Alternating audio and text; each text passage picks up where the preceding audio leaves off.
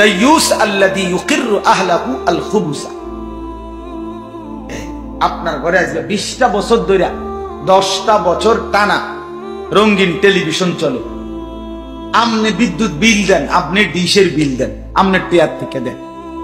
আপনার স্ত্রী ছেলে মেয়ে প্রতিদিন নিয়ম মাফিক নাচ গান, নর্তকীর ছবি, জিনা ব্যভিচার, হিন্দি সিরিয়াল, নাটক, সিনেমা, এই অসভ্যতা নোংরামি আপনার ঘরে বসে আপনার টাকায়, আপনার সম্মতিতে, আপনার উপস্থিতিতে, আপনার বেঁচে থাকা অবস্থায়, আপনার রাত কাটানো অবস্থায় এরা দিবানিশি আপনার ঘরে নাচ গান, নর্তকীর ছবি, অশ্লীলতা, উলঙ্গতা, এই জিনা ব্যভিচারের দৃশ্য দেখতেছে, আপনি মেনে নিচ্ছেন।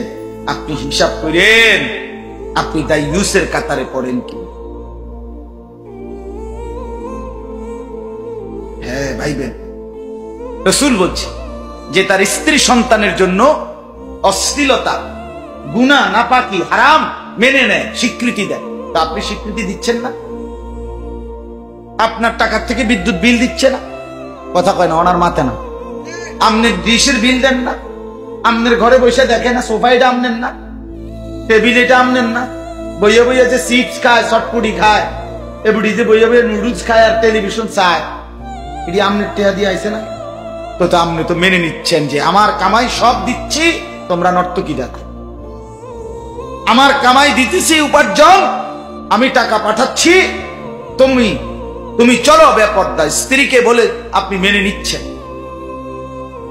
তো দাইয়ুস তাহলে কাকে বলবেন?